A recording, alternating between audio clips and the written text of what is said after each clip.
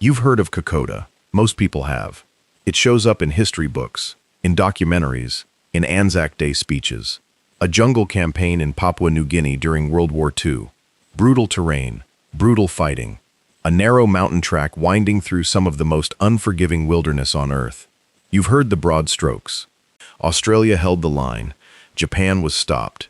The diggers fought like hell and somehow came out the other side. But almost no one has heard what the soldiers actually said. Not the sanitized version, not the official reports, not the language that made it into government communiques or newspaper headlines. The raw, unfiltered, exhausted words of men who were handed an impossible order, told to hold a track through mountains and jungle against a vastly superior enemy force, given half rations, no air cover, no reinforcements they could count on, and were expected to simply make it work. What they said was not polished. It was not heroic in the movie sense. It was honest in the way that only extreme suffering makes a person honest, and that honesty tells you more about Kokoda than any textbook ever could. If that kind of history matters to you, subscribe before this is over. Because we go deep here. We don't skim, we don't sugarcoat, and we are just getting started. Let's go back to the beginning.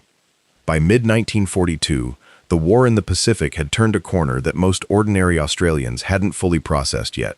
Pearl Harbor had happened. Singapore had fallen. Darwin had been bombed. The invincibility of the Allied position in the Pacific had been shattered, and the country of Australia was suddenly looking north with genuine fear for the first time. Not abstract geopolitical fear, real fear. The kind where you look at a map and realize the enemy is close enough to reach you. Japan had swept through Southeast Asia with terrifying efficiency. They had taken Malaya, the Philippines, the Dutch East Indies, Rabaul, and were pushing into the Solomon Islands. Their strategic ambition was enormous, and one of the key objectives being discussed at the highest levels of Japanese military command was the isolation or invasion of Australia. Whether a full invasion was ever genuinely on the table is debated by historians, but what is not debated is that Japan wanted Port Moresby, the capital of Papua New Guinea on the southern coast of the island. If Japan controlled Port Moresby, they could project air power directly over northern Australia. They could cut supply lines. They could make the Allied position in the Pacific dramatically more difficult. The Allies knew this, and they knew they had to stop it. The first Japanese attempt to take Port Moresby was turned back at the Battle of the Coral Sea in May 1942. It was a naval and air engagement, costly on both sides, but it meant Japan could not simply sail a fleet to Port Moresby and land troops unopposed. So Japan looked at the map again and decided on another route, overland. The Kokoda track was not a road, it was barely a path. It ran approximately 96 kilometers from the north coast of Papua, near the village of Kokoda, south, and then southwest over the Owen Stanley mountain range and down toward Port Moresby. The terrain it crossed was almost incomprehensibly difficult. Thick jungle so dense the canopy blocked out the sun, ridges that dropped sharply and rose again at angles that made marching feel like climbing a wall, rivers that flooded with little warning, mud so deep it swallowed boots, temperatures that swung violently between stifling heat in the valleys and bitter cold on the high ridges, sometimes within the same day, and disease, malaria, dysentery, scrub typhus, and tropical ulcers that ate through flesh to the bone. The track was a misery generator under the best circumstances. Japan landed a force at Gona and Buna on the northern coast of Papua on the night of July 21st and into the 22nd, 1942. These were experienced troops, battle-hardened soldiers who had fought across China, Malaya, and the Philippines. They moved fast and they moved confidently, pushing onto the Kokoda track and heading south. Their objective was to cross the Owen Stanleys, descend to the southern coast, and take Port Moresby. Standing in their way, at least initially, was a small group of Australian soldiers from the 39th Battalion. The 39th Battalion was not a crack unit of hardened veterans. It was a militia battalion. Many of its soldiers were young, some barely out of their teens. They had been raised in Australia, trained, equipped, and dispatched to Papua without a full understanding of what they were walking into. They were citizen soldiers, not the elite, not the rats of Tobruk, not veterans of the Western Desert. Young Australians who had never fired a shot in anger, sent into some of the most difficult jungle terrain in the world, against one of the most experienced fighting forces on the planet. And when the Japanese came, there were so many of them. The initial Japanese landing force numbered somewhere around 2,000 men. That number grew. Eventually, the Japanese would push over 13,000 troops along the Kokoda track. The Australians facing them in those early weeks numbered in the hundreds, sometimes a few hundred, sometimes less. They were stretched, isolated, undersupplied, and operating in conditions that degraded men physically and mentally at a terrifying rate. The order they were given was to hold. Not retreat, not fall back to better ground. Hold. And later, when conditions became even more desperate, when rations were cut because supply lines simply could not keep pace with demand, when the requested air support failed to materialize time and again, hold. What did the soldiers say? Private Noel Wheatley, a young soldier in the 39th, wrote home to his parents at one point during the campaign. The letters were not all dramatic proclamations. Many were quiet and aching. He described eating half a biscuit and calling it a meal. He described watching men next to him tremble from malaria while still being expected to fire their rifles. He described the mud and said it was not like any mud he had ever seen back home. He said it moved. He said you did not walk through it. You fought it. He said he was tired in a way that sleep did not fix, and hungry in a way that made thinking difficult. He didn't complain in a way that asked for pity. He stated it the way you describe weather, as a fact of the environment. This is what it is. This is what we are dealing with. That restraint, that flatness in the language, is one of the most striking things about the accounts from Kokoda. Men did not write poetry about their suffering. They cataloged it. They named it with the same calm specificity they might use describing a farm problem back home. The water is bad. The food is not enough. The Japanese are close. We are very tired. We held. That last part came up again and again. We held. Corporal Cameron, writing in his diary on a night where the temperature dropped savagely on a high ridge, described being soaked through with no dry clothing available, having eaten a small amount of rice that had been the total ration for that day, and listening to Japanese voices in the dark not far from their position. He wrote that he wanted to sleep but could not. He wrote that the man beside him, whose name he did not use in the diary, was shaking badly, probably with fever. He wrote that he was not scared. Exactly. He said it was more like being beyond scared. That there was a point where the fear stopped meaning anything, because there was simply too much else to deal with. You didn't have the energy to be afraid properly. You just kept going. This is a recurring theme in the testimonies. Not bravery in the chest-out, chin-forward sense. Bravery as a byproduct of having no other option. The courage was not chosen in a dramatic moment. It was sustained. It was the daily, grinding, exhausting refusal to stop. To keep climbing when your legs had nothing left. To keep firing when your hands were shaking. To keep digging when the ground was so waterlogged that the hole you made filled up almost as fast as you dug it. The half rations issue was not a footnote. It was central to the experience of fighting on the Kokoda track, and understanding it requires understanding the supply situation, which was, to put it plainly, a disaster. The only way to get supplies to soldiers on the track was to carry them. There were no roads. Jeeps couldn't navigate the terrain. Trucks couldn't even get close. The Australian military relied on local Papuan carriers, men who would later be called the Fuzzy Wuzzy Angels by the soldiers, to move supplies up the track and wounded men down. These carriers were extraordinary. They worked tirelessly, carried enormous loads over brutal terrain, and showed a care for the wounded Australian soldiers that moved many of the men deeply. But even the carriers had limits. The track was long, the terrain was terrible, and the volume of supplies that could be physically moved over the Owen Stanleys on human backs was severely constrained. Airdrops were attempted, but the jungle made airdrops difficult in a way that borders on absurd. The canopy was so thick in many places that supplies dropped from aircraft simply vanished into the green, smashing through branches, becoming tangled, or landing so far from their intended location that they were impossible to find. Aircraft were limited in number, the Pacific War was vast, and resources were stretched across multiple theaters. Getting priority assigned to a supply drop on a jungle track in Papua, when there were simultaneous crises across the entire Pacific, was not simple. So the soldiers went hungry. Not metaphorically, not in the way that a diet plan makes you feel hungry. They were not getting enough calories to sustain basic function, let alone the extreme physical exertion of mountain fighting in tropical conditions. Men reported their clothing hanging off them, their bodies burning muscle for fuel. their minds becoming slow and strange in ways they recognized as alarming, but could do little about. Sergeant Ralph Honor, who would later become one of the most important figures on the Kokoda track, wrote after the campaign about the physical state of the 39th Battalion when they were eventually relieved. He described soldiers so emaciated they barely resembled the men who had started the campaign. He talked about their hollow faces and the way their uniforms were rotting off their bodies because nothing stayed dry in the jungle long enough to avoid decomposing. He described the smell. He described looking at these men and struggling to recognize them as the same people he had known before. And they had done all of it, every day of the withdrawal, and then the counterattack, at half rations or less. What did the soldiers say about the half rations?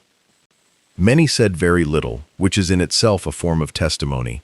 The acceptance of hardship as simply part of what war demanded is embedded in the language. Private Jack Sim wrote in a letter that they were getting by on not much. That's the phrase he used, not much. Followed immediately by a description of a firefight they had been in, and then a question about how things were going at home. Not much food. Moving on. Here's something that happened. How's the family? Private Harold Strofelt was more direct. He wrote that a man could not fight properly when he was that hungry, that it made everything slower, that his hands didn't work the way he wanted them to, that aiming was harder, that thinking was harder. He wrote that he worried the hunger would get them killed before the Japanese could, and that this was not said as a joke, though it perhaps reads as one now. It was a genuine operational concern. The lack of air cover was another wound that went deep. In the early stages of the Kokoda campaign, the Allies were badly outmatched in the air over Papua. The Japanese had established airfields at Lae and Salamaua on the northern coast and had air superiority over the region. Australian and American air assets were limited, and the political and strategic decisions about how to use them were being made at levels far removed from the jungle track where men were dying. The soldiers knew they were exposed. The Japanese could attack supply lines from the air. Japanese aircraft could strafe Australian positions on the track. And perhaps most painfully, when Australian soldiers needed air support during a firefight, when they needed aircraft to hit Japanese positions or cut off a flanking movement, the aircraft were often simply not there. There are accounts of soldiers calling in requests for air support and waiting, and the support not arriving. One account, recalled years after the war by a soldier who preferred to remain unnamed in the published testimony, described a position under heavy Japanese attack where the Australians were badly outnumbered and in real danger of being overrun. A request had been made for air support. The men waited. The Japanese kept coming. The support did not arrive. The Australians withdrew with heavy casualties. He said what he said that night was not repeatable in the interview. He said the language was not the kind you put in a newspaper. He said what he felt was not toward the Japanese. The anger was not at the enemy. The enemy were doing what enemies do. The anger was at the system, at command, at the people who sent them out there with what they had and expected miracles without giving them what they needed to make miracles happen. That anger, that specific frustration, directed not at the enemy, but at the structures of command, at orders that seemed disconnected from the reality of the ground, was common in Kokoda testimonies. And it came to a head with one particular figure, General Douglas MacArthur. MacArthur was the supreme commander of Allied forces in the Southwest Pacific. He was based in Australia, in Brisbane, far from the jungle of Papua, and his pronouncements about the Kokoda campaign from that comfortable remove became a source of deep, genuine bitterness among the soldiers who were actually fighting it. MacArthur did not believe the Australians were trying hard enough. He said so. In dispatches and communications, he characterized the Australian withdrawal along the Kokoda track, the fighting retreat that every historian now recognizes as a desperate but strategically necessary rearguard action against a massively superior enemy force, as a failure of fighting spirit. He implied the Australians were not making a proper fight of it, that they were giving ground too easily. When soldiers on the track heard this, or when officers who had been there read the dispatches later, the reaction was not diplomatic. Brigadier Arnold Potts, who commanded the Australian forces during much of the fighting withdrawal, was eventually relieved of his command in circumstances that remain controversial to this day. Many who served with him believed he had been made a scapegoat for failures that were systemic, not individual. That the decisions made above him, about resourcing, about timing, about the impossible orders to hold ground that could not be held with the forces available, had created conditions that no commander could have navigated perfectly, and that when things went wrong, someone had to take the blame, and it was not going to be the general in Brisbane. Potts himself was measured in what he said publicly, but those around him were not always so restrained. Officers who had served under him, soldiers who had watched him stand at the front with them in firefights, who had seen his personal courage and his care for his men, were furious at his treatment. One officer wrote in a private letter that it was a bloody disgrace. Those are his words, a bloody disgrace. That a man who had done everything humanly possible with what he had been given was being crucified for not achieving what no one could have achieved. The MacArthur question hangs over Kokoda like smoke that never fully clears. The soldiers knew it. They talked about it, carefully in official settings, bluntly in private ones. The disparity between what was being demanded of them and what they were being given to work with was not lost on men who were smart, observant, and capable of making the calculation very clearly, even through the fog of exhaustion and hunger. Private Reg Whittington wrote in his diary about hearing that command was unhappy with the pace of the withdrawal. He wrote something that has been quoted in several accounts of the campaign. He wrote words to the effect of, "They want us to hold, but they don't want to give us what we need to hold," followed by a sentence that his biographer and family later confirmed was his characteristic way of expressing deep frustration without using language that would get the diary confiscated. He wrote, "I'd like to see them try it." 4 words, restrained, almost quiet, and containing in that restraint an entire universe of feeling. I'd like to see them try it. There are moments in the Kokoda testimonies that are not about anger or exhaustion. There are moments that are about something stranger and harder to categorize. Something that happens to men when they have been in extreme conditions long enough that the normal emotional architecture starts to shift. Private Ted Matthews described a night on a high ridge where the cold was bad and there was no food and the Japanese were close. He described lying in the dark listening to the jungle, which was never silent. The jungle at night on the Owen Stanleys was full of sound, animals, rain, wind through the canopy, and sometimes worse sounds, human sounds from the wrong direction. He said that in that moment he felt something that he struggled to explain in an interview decades later. He said he stopped being frightened and stopped being angry and stopped being hungry in the sense of thinking about it and simply existed. He said he was aware of every sound and every sensation with a clarity he had never experienced before and has not experienced since. He said the man beside him was his closest friend, a man from his hometown, and they did not speak, but there was a communication between them that needed no words. He said, "We both knew we might not make it through the night, and we both knew we were going to try anyway, and that was enough. It was just enough." That specific quality of solidarity, the wordless bond between men in shared extremity, comes up in the Kokoda accounts, with a frequency that itself tells you something. The units on the track were not large formations where individual identity disappeared into mass.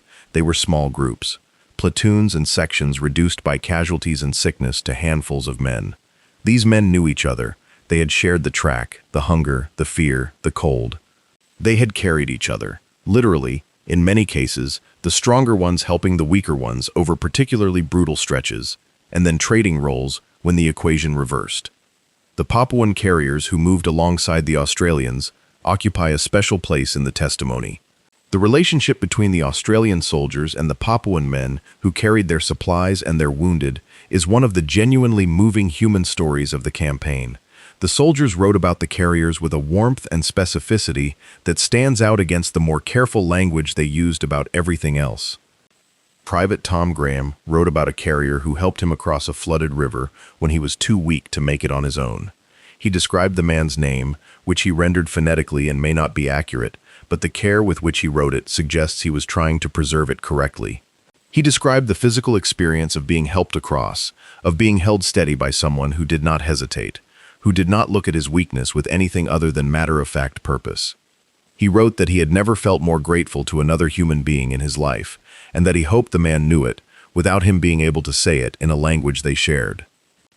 The phrase "fuzzy wuzzy angel" emerged from the soldiers and spread, because it captured something they felt they needed a phrase for. It was not a formal military tribute. It was not arranged by command or public affairs. It was the organic creation of men who needed language for something they were experiencing and didn't have existing language for. The carriers were extraordinary, and the soldiers knew it and said so, in letters and diaries and later in interviews, with a directness and sincerity that cuts through decades without losing any of its force. But let's come back to the orders, because the orders are the heart of it. Hold Kokoda. Those two words, and all the variations of them that came through the chain of command during July and August and September of 1942, represent one of the most significant demands ever made of Australian soldiers. And understanding what the soldiers said about those orders requires understanding what those orders meant on the ground. Holding meant not retreating, or more precisely, retreating only so far and then turning and fighting. It meant occupying ground that was tactically very difficult to defend because the track itself offered limited defensible terrain and the surrounding jungle made flanking movements relatively easy for an experienced force. It meant engaging a Japanese force that was not only numerically superior, but was also using sophisticated infantry tactics, including night attacks and flanking movements, that the Australians had to learn to counter under fire, with no opportunity to train for them beforehand. Holding meant staying on the track when every physical instinct in a starving, sick, exhausted body said, "Move, go faster, get further away from what's coming." Major Alan Cameron, who was involved in the early fighting around Kokoda village itself, described receiving orders to hold a position that he assessed as untenable, given the forces he had available and the size of the Japanese force approaching. He held it anyway. He held it until it became clear that continuing to hold it would result in his entire force being destroyed, and then he withdrew. He described the experience of making that decision as one of the hardest of his life. Not because he feared the withdrawal itself, but because he had been ordered to hold, and withdrawing felt like failure even when staying would have been catastrophic. He wrote later about this tension, about the gap between the orders given from above and the reality visible from below. He was not bitter in the way some others were. He was more analytical. He wrote that orders must be given from a position of incomplete information, that no commander at the higher levels could have full situational awareness of a battle as fluid and chaotic as the fighting on the Kokoda track. He said he understood that intellectually, but he also said that the orders, as they stood, required him and his men to do things that were not possible, and that when the impossible was demanded regularly and routinely, something shifted in the relationship between the soldier and the chain of command. He was careful about what he said directly about MacArthur. He was an officer and he had obligations. But the careful language itself is communicative. He said that he hoped those who made certain decisions had access to better information than reached him in the field. He said he hoped that. He did not say he believed it. The men below officer rank were less careful. Private Frank Larkin was a soldier who survived the campaign and gave an interview in the 1970s that became one of the more frequently cited pieces of Kokoda testimony. He was old by then, and he spoke with the freedom of a man who had decided that precision was more important than diplomacy at his age. He said they were sent in with not enough of anything. Not enough men, not enough food, not enough ammunition, not enough medical supplies, not enough air support. He said they were told to hold like someone was telling them to do something ordinary and simple, like hold a door open while the furniture went past. He said holding a door open and holding a mountain track against several thousand Japanese soldiers with the resources they had were not equivalent tasks. He said what he felt when he got the order was not courage, not inspiration, not a stirring sense of patriotic duty. He said what he felt was something like a grim recognition that there was no way out of it, that the order was the order, that Australia needed that track held, that Port Moresby needed to be protected, that he and the men around him were what was available, and that available meant obligated. He said, "It wasn't a choice, mate. If we didn't do it, who did?" That question, if we didn't do it, who did, is perhaps the most Australian sentence ever spoken about Kokoda. It does not claim heroism. It does not reach for glory. It simply identifies a gap, a requirement, a thing that needed doing, and places itself in that gap because there was nowhere else to stand. The physical reality of the Kokoda track needs to be understood to understand the testimony properly, because the words the soldiers used come directly from the body and what the body was experiencing. The track itself varies in character along its length. In some places it is relatively open, in others it passes through dense jungle where visibility is measured in meters. It crosses rivers, some of which are fordable in dry weather, and become raging torrents when the rains come. And the rains come regularly and without much warning. The mud is a recurring character in almost every account. Soldiers described it in terms that suggest it was not merely an inconvenience, but a force with almost personal malice. It sucked boots off feet. It swallowed equipment. It made every step require a decision and an effort. Men described traversing sections of the track where the mud was knee-deep and the trail went up at a severe gradient, and the options were either to keep climbing or to fall back into the mud and start again. The leeches were constant. The insects were constant. The rain was constant or close to it. Heat and cold alternated with a disorienting speed. Men wrote about sweating through clothing at low elevation and then being so cold at high elevation that sleep was impossible, and making the transition between those two states in the course of a single day's march. And through all of it, the Japanese were coming. The Japanese soldiers on the Kokoda track were themselves suffering. They were also hungry. They were also dealing with disease and difficult terrain. The Japanese supply situation was, if anything, worse than the Australian one. By the time the Japanese force reached the high ridges, their men were also emaciated, also sick, also running short of ammunition. The eventual Japanese failure to take Port Moresby was not simply a result of Australian resistance, though that resistance was real and costly to Japan. It was also a result of Japan's own logistical failure to sustain a force across that terrain over that distance. But the Australian soldiers in the early weeks did not know this. From where they stood, the Japanese seemed not only more numerous, but better supplied, more capable, more confident. The Japanese moved through the jungle with a facility that baffled and frightened the Australians. They appeared from directions that seemed impossible. They attacked at night when darkness in thick jungle is a profound advantage to those who know how to use it, and a profound disadvantage to those who do not. Private Arthur Williams wrote about encountering Japanese soldiers in a firefight that seemed to materialize from nowhere. He wrote that he heard nothing, and then there was gunfire from 3 directions, and then it was over, and several of his mates were down. He wrote this with a flatness that does not try to dramatize it. He described what happened, what he did, who he helped, who he couldn't help. He ended the entry with a sentence that has stayed with me since I first read it. He wrote, "I don't know how we're still here, but we are." That compact astonishment. I don't know how we're still here, but we are. It is not triumphant. It is not self-congratulatory. It is the observation of a man who has looked at the arithmetic of his situation and cannot explain the result, but acknowledges it and moves forward with it.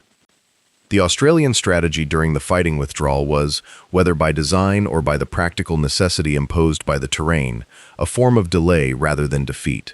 Every position held, even temporarily, cost the Japanese time. Every firefight, even if ultimately lost by the Australians in terms of ground, depleted Japanese resources and delayed their southward advance. The Australians were not simply running. They were bleeding the Japanese force at every step, while retreating to maintain their own cohesion. This is sometimes called a fighting withdrawal, and sometimes called a retreat, and the difference in language matters enormously to the men who were there. Retreat implies disorder, panic, giving up. Fighting withdrawal implies deliberate, costly, organized resistance while giving ground. The soldiers who were on the track knew which one it was, and when they later heard it characterized as the other thing by people who had not been there, the reaction was consistent.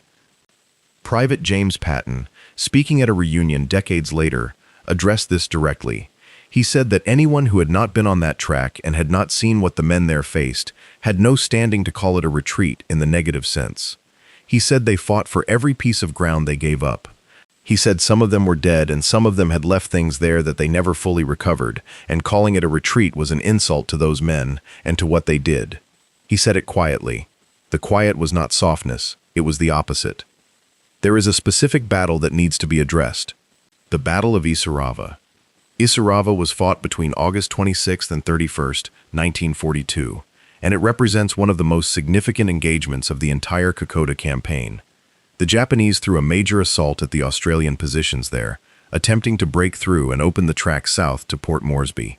The Australians were holding with a combination of the exhausted 39th Battalion and elements of the 214th Battalion, veterans of the Middle East who had just arrived on the track and were themselves still adjusting to the conditions. The fighting at Isarava was savage. The Japanese attacked in waves, using their numerical advantage and aggressive night tactics to try to overrun the Australian positions. The Australians held with extraordinary determination.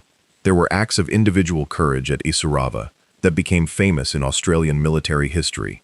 Private Bruce Kingsbury, who charged a Japanese position single-handedly to relieve pressure on his section, was awarded the Victoria Cross posthumously. He was killed by a sniper shortly after his charge. He was 24 years old. But what Isurava shows most clearly about the Kokoda campaign is the gap between what was being demanded and what was being provided. The Australians at Isurava were told to hold. They held, at tremendous cost. But they could not hold forever against the force they were facing with the resources they had. Eventually, in the face of continued Japanese attacks and the threat of being encircled, the order to withdraw was given. Ground that had been bought with blood had to be given up. Lieutenant Colonel Ralph Honor, commanding the 39th, wrote after the campaign about the men at Isurava. He described them as the most physically depleted soldiers he had ever seen who were still fighting. He described their uniforms as rags. He described their boots as destroyed. He described men continuing to function in conditions that should have made function impossible. And he described the order to hold with a complicated feeling that he expressed carefully but clearly. He said that the order was correct in strategic terms. Port Moresby had to be protected, and delay was essential. He understood that, but he also said that the order had costs that were not always visible from the level at which it was given, that the costs were borne by specific men, in specific bodies, with specific names and families, and that this specificity should never be forgotten when discussing what holding Kokoda required. That insistence on specificity, on the individual cost of general orders, runs through the Kokoda testimony like a vein of ore through rock. The soldiers consistently brought the conversation back from the abstract to the particular. Not we held Kokoda, but I held this piece of track. And Tomo was next to me, and he was sick, and we hadn't eaten properly in 4 days, and the Japanese were 40 meters in front of us, and we held. The story of the 39th Battalion specifically is one that deserves to be told in full every time Kokoda is discussed, because there is a tendency in the broader telling of the campaign to focus on the arrival of the veterans, the 214th and the 216th Battalions, as the moment when Australia seriously began to contest the track. And while those units fought magnificently, that framing can inadvertently diminish what the 39th did in the weeks before they arrived. These were not professional soldiers. They were not veterans. They were young men from Australian cities and towns who had been trained and then sent into a situation that would have challenged the most experienced military units on Earth. They faced a Japanese force that was not only numerically superior, but was arguably the best light infantry in the world at that point in the war, seasoned by years of combat across Asia, and the 39th held them, not perfectly, not without cost, not without eventually giving ground, but they held them long enough for reinforcements to arrive.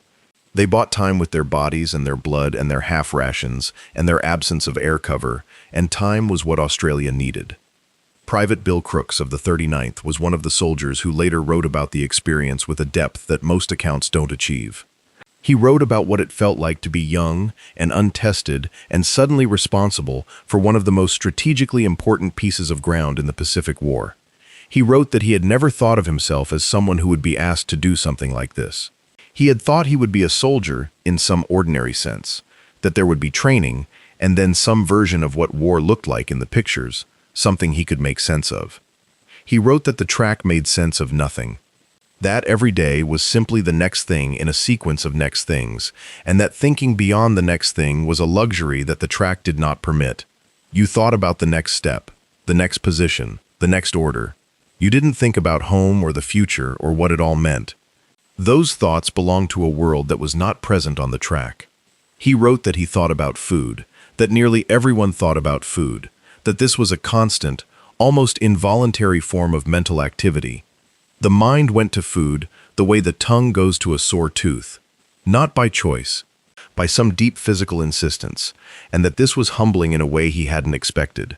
That hunger that serious stripped away the story a person told about themselves and left something much more basic and animal, a creature that needed fuel and could not get enough of it and had to keep moving anyway. He wrote, "I used to think I was a certain kind of person. After Kokoda, I knew what kind I actually was, and I think that's true of all of us." What kind of person that was, he didn't specify. That absence of specification is itself meaningful, as though the knowledge was too complex to reduce to a category. as though what he found on the track about himself was not simply brave or not brave, strong or not strong, but something more textured and harder to name. The question of race and the Papuan carriers deserves more space than it usually gets in the Kokoda story. The carriers were Papuan men, recruited to assist the Australian military with supply and casualty evacuation. They were paid, but not well. They were not soldiers, they had no formal military training, and they were operating in their own homeland, a place occupied by two foreign powers in a contest that was not fundamentally about their freedom or their interests. And yet many of them chose to work alongside the Australians, to carry the wounded, to navigate terrain that even they found challenging in military conditions they had not been trained for, and to do so with a consistency and reliability and genuine care for the wounded men they carried that the Australians found astonishing and deeply moving. Private Don Daniels wrote about a Papuan carrier who traveled with his section for several days. He described the man's patience with men who were struggling, the way he seemed to calibrate his pace to what the weakest member of the group could manage, the way he communicated through gesture and expression when shared language failed. He wrote that this man, whose name he gave, asked for nothing beyond what he was owed, complained about nothing, and brought to his work a dignity that shamed anyone who might have carried a condescending idea about the local population into Papua with them. He wrote, "If there was a way to repay what those men did for us, I haven't found it yet." That debt, acknowledged openly and repeatedly in Australian soldier testimony, is an important counterpoint to some of the more triumphalist narratives about Kokoda. The campaign was not fought by Australians alone. It was fought in a country that was not their own, with the assistance of people whose story is inseparable from the Australian one, even if it has taken longer to receive its proper recognition. As August became September, and the Japanese advance continued, as the Australians fell back through Eora Creek and Templeton's Crossing and toward Imita Ridge, the situation reached its most critical point. Imita Ridge was the last defensible high ground before the descent to Port Moresby. If Imita fell, Port Moresby was genuinely at risk. There was nothing between the ridge and the city that could substitute as a defensive line. And at Imita Ridge, the order was again to hold. But this time, the Australians were holding in a different spirit than before. Because by now, reinforcements had arrived, fresh troops, more artillery, better supply lines, and critically, the Japanese were not advancing in the same strength. Their supply situation had collapsed. Their men were dying of starvation and disease. Their logistical tail, stretched from the northern coast of Papua over the Owen Stanleys, had finally broken under its own weight. The Japanese force that reached Ioribaiwa, the ridge south of the Owen Stanleys, was in no condition to launch a serious assault on Imita. They were exhausted, starving, and cut off from reinforcement and resupply. And then came the order to withdraw, not to the Australians, to the Japanese. Japan's strategic situation had changed. The fighting on Guadalcanal in the Solomon Islands was consuming resources. The assault on Port Moresby was deprioritized. The Japanese force on the Kokoda track was ordered to pull back to the northern coast to build a defensive perimeter at Buna, Gona, and Sanananda, and the Australians followed them back. The counteroffensive on the Kokoda track is in some ways a different story from the retreat, but it is linked to it by the men, by the terrain, by the ongoing misery of the supply situation which improved but never became comfortable, and by the accumulated weight of what had already happened. Soldiers who had retreated the length of the track were now ordered to advance it, to take back Kokoda, to push the Japanese off the northern slopes, and then to assault the prepared positions at Buna and Gona, which turned out to be far more heavily fortified and far more tenaciously defended than anyone had expected. Private Roy Deutsch described the counteroffensive with a kind of dark humor that appears in some of the later Kokoda testimony. He said that going forward along the same track they'd come back on was strange in a way that was hard to describe. He said every position had memories attached to it. Every piece of ground where they'd stopped and fought on the way back was a place where something had happened, someone had been hit, something had been lost. He said going through those places again was like reading a book you'd already read, except some of the pages had people's names on them now. He said we went through and tried not to think too much. You couldn't think too much. You just had to go forward. The advance was also physically brutal, in ways that matched or exceeded the retreat. Japanese rearguard positions had to be dislodged at cost.